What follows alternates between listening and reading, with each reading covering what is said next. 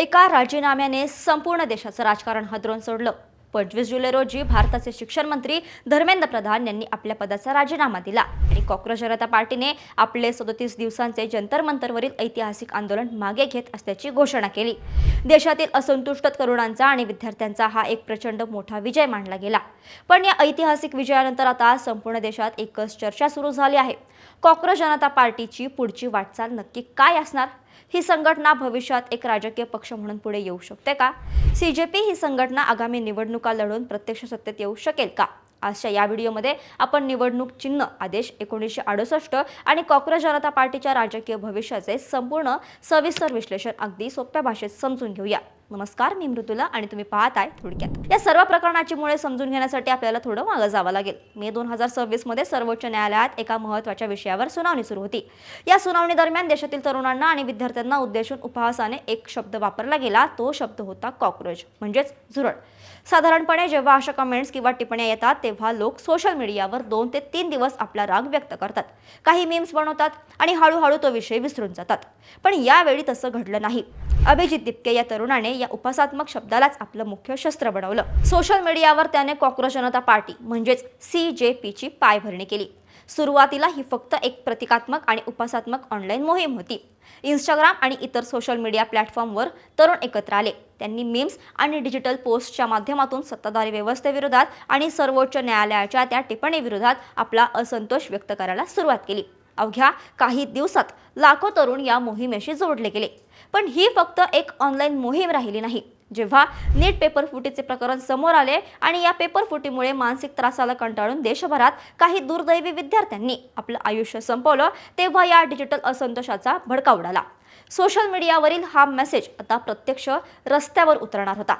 6 जून 2026 रोजी अभिजित दिपके यांच्या नेतृत्वाखाली दिल्लीच्या जंतर मंतरवर प्रत्यक्ष आंदोलनाला सुरुवात झाली। देशभरातून हजारो विद्यार्थी आणि तरुण दिल्लीत दाखल झाले।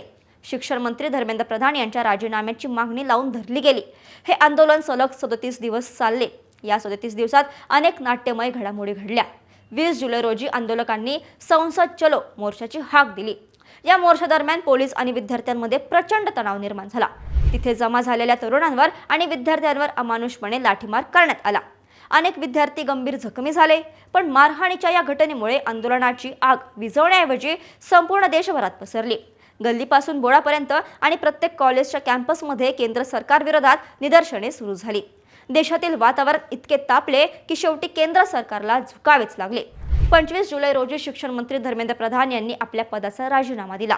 राजीनामा आल्यानंतर कॉंग्रेस जनता पार्टीने आपले आंदोलन अधिकृतपणे मागे घेतले। आंदोलन जिंकले, सरकार झुकलं आणि तरुणांची ताकद सिद्ध झाली। पण खऱ्या अर्थाने प्रश्न इथेच सुरू होतो। ज्या संघटनेने देशाच्या शिक्षण मंत्र्यांचा राजीनामा घडून आणला ती कॉंग्रेस जनता पार्टी आता प्रत्यक्ष राजकीय पक्ष बनून निवडणुका का लढवत नाही? ती निवडणूक आयोगाकडे अधिकृत पक्ष म्हणून नोंदणी का करू शकत नाही? याचं सर्वात पहिलं आणि महत्त्वाचं कारण म्हणजे भारतीय निवडणूक आयोगाचा नियम।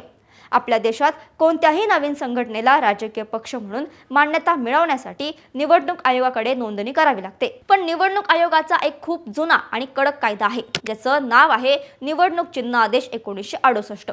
या कायद्यातील तरतुदीनुसार भारतातील कोणत्याही नवीन नोंदणीकृत राजकीय पक्षाला कोणताही प्राणी किंवा कोणताही पक्षी आपले अधिकृत निवडणूक चिन्ह म्हणून वापरण्यास सक्त मनाई आहे। पूर्वीच्या काळात काही पक्षांना गाय, वासरू किंवा सिंह अशी चिन्ह मिळाली होती। पण 1968 नंतर आणि विशेषतः अलीकडच्या काळात प्राण्यांवर होणारे अत्याचार, प्राण्यांचे राजकीय प्रचारात होणारे प्रदर्शन आणि कायदेशीर गुंतागुंत टाळण्यासाठी निवडणूक आयोगाने प्राण्यांची आणि पक्षांची चिन्ह देण्यावर पूर्णपणे बंदी घातली आहे। याचा अर्थ असा होतो की कॉंग्रेस जनता पार्टीला त्यांचे मुख्य प्रतीक असलेले झुरळ हे चिन्ह निवडणूक आयोगाकडून मिळणं कायद्याने पूर्णपणे अशक्य आहे। जर कॉंग्रेस जनता पार्टीला भविष्यात अधिकृत राजकीय पक्ष बनवायचं असेल तर त्यांना त्यांच्या नावातील आणि ओळखीतील मुख्य घटक म्हणजेच झुरळ हे प्रतीक आणि नाव पूर्णपणे बदलावं लागेल। पण जर त्यांनी नाव आणि चिन्हच बदललं तर त्यांची मूळ ओळखच संपुष्टात येईल। हा मोठा पेच त्यांच्यासमोर आहे। आता आपण दुसऱ्या तांत्रिक आणि कायदेशीर अडचणीकडे येऊया। ही अडचण म्हणजे पक्षाची घटनात्मक आणि संस्थात्मक रचना। अनेक लोकांना असं वाटतं की जर एखाद्या संघटनेकडे लाखो फॉलोअर्स असतील, ते मोठे जन आंदोलन उभे करू शकत असतील, तर ते सहज पक्ष बनवू शकतात। पण लोकशाहीच्या चौकटीत राजकीय पक्ष चालवणे हे सोशल मीडिया कॅम्पेन चालवणे इतकं सोपं नसतं। भारतात अधिकृत राजकीय पक्ष स्थापन करण्यासाठी निवडणूक आयोगाच्या नियमानुसार पक्षाची स्वतःची एक अधिकृत घटना लिहावी लागते। त्या घटनेत पक्षाची धोरणे, विचारसरणी आणि उद्दिष्टे स्पष्ट करावी लागतात। याशिवाय देशभरात व्यापक सदस्य नोंदणी मोहीम राबवावी लागते। पक्षांतर्गत निवडणुका घेऊन अध्यक्ष, सचिव, कोषाध्यक्ष अशा पदाधिकाऱ्यांची रीतसर निवड करावी लागते। इतकंच नाही तर आर्थिक पारदर्शकता हा अत्यंत महत्त्वाचा भाग असतो। राजकीय पक्षाच्या नावाने अधिकृत बँक खाती उघडावी लागतात। पक्षाला मिळणारा प्रत्येक रुपयाचा निधी, देणगी आणि होणारा खर्च याचा नियमित हिशोब आणि ऑडिट रिपोर्ट निवडणूक आयोगाला सादर करावा लागतो। सध्याच्या घडीला कॉक्रोच जनता पार्टी ही केवळ एक डिजिटल मोहीम आणि आंदोलनापुरती मर्यादित आहे। त्यांच्याकडे कोणतीही अधिकृत घटना, स्थायी पदाधिकारी किंवा कायदेशीर बँक खात्यांची रचना उपलब्ध नाही। या विषयाचा तिसरा महत्त्वाचा भाग म्हणजे डिजिटल सपोर्ट विरुद्ध जमिनीवरील वास्तव। इतिहासात आपण अनेकदा पाहिलं आहे की मोठ्या आंदोलनातून राजकीय पक्ष जन्माला आलेले आहेत। सर्वात मोठं उदाहरण म्हणजे 2011चे अण्णा हजारे यांचे भ्रष्टाचार विरोधी आंदोलन। त्या आंदोलनातूनच अरविंद केजरीवाल यांनी आम आदमी पार्टीची स्थापना केली होती। पण आंदोलनाचे राजकीय पक्षात रूपांतर करताना आम आदमी पक्षाला प्रत्येक राज्यात, प्रत्येक जिल्ह्यात आणि प्रत्येक मतदान केंद्रावर म्हणजेच बूथ लेवलवर आपले कार्यकर्ते उभे करावे लागले होते।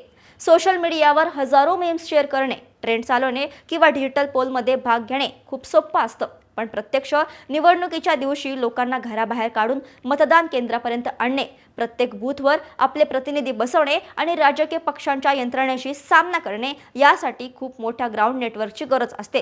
कॉक्रोच जनता पार्टीने आंदोलनाच्या काळात तरुणांना एकत्र आणले, हे खरं आहे, पण जेव्हा प्रत्यक्ष राजकारणाचा विषय येतो तेव्हा या संघटनेकडे अजूनही जमिनीवर काम करणारी कोणतीही स्थायी संघटनात्मक बांधणी नाही। आणि त्यामुळेच निवडणूक आयोगाचा प्राण्यांच्या चिन्हांवरील बंदीचा कायदा, पक्षाच्या अधिकृत घटनेचा अभाव, आर्थिक पारदर्शकतेचे कायदेशीर नियम आणि जमिनीवरील संघटनेची कमतरता या 4 मोठ्या भिंतीमुळे कॉक्रोच जनता पार्टी सध्याच्या स्वरूपात राजकीय पक्ष बनवू शकत नाही। आजच्या या संपूर्ण व्हिडिओमध्ये आपल्याला हे स्पष्टपणे समजतं की कॉक्रोच जनता पार्टीने सोशल मीडियाच्या ताकदीचा वापर करून आणि तरुणांच्या असंतोषाला एकत्र आणून एक ऐतिहासिक जनआंदोलन यशस्वी केलं। त्यांनी थेट केंद्र सरकारला झुकवून केंद्रीय मंत्र्यांचा राजीनामा खेचून आणला। पण एका यशस्वी आंदोलनाचे कायदेशीर राजकीय पक्षात रूपांतर होणे ही एक अत्यंत गुंतागुंतीची, कडक आणि वेळखाऊ प्रक्रिया आहे। आता शेवटी एक अत्यंत महत्त्वाचा आणि विचार करायला लावणारा प्रश्न उरतो, तो म्हणजे भारतात तरुणांचे प्रश्न मांडण्यासाठी, पेपर फुटीसारख्या गंभीर समस्यांवर आवाज उठवण्यासाठी किंवा व्यवस्थेला जाब विचारण्यासाठी अशी सोशल मीडिया आंदोलन पुरेशी ठरणार आहेत का? की तरुणांनी या सर्व कायदेशीर आणि तांत्रिक अडचणींवर मात करून स्वतःचे नवीन राजकीय पक्ष स्थापन करून प्रत्यक्ष सत्तेत जाऊन बदल घडवून आणला पाहिजे? तुम्हाला काय वाटतं? कॉक्रोच जनता पार्टीने आपले नाव आणि चिन्ह बदलून अधिकृत राजकीय पक्ष स्थापन करायला हवं का, की त्यांनी फक्त एक दबाव गट म्हणजेच प्रेशर ग्रुप म्हणून काम करायला हवं? तुमचं मत आम्हाला कमेंट्समध्ये नक्की सांगा। जर तुम्हाला हे विश्लेषण आवडलं असेल तर व्हिडिओला लाईक नक्की करा आणि अशाच अपडेटसाठी थोडक्यातला फॉलो आणि सबस्क्राईब करायला विसरू नका।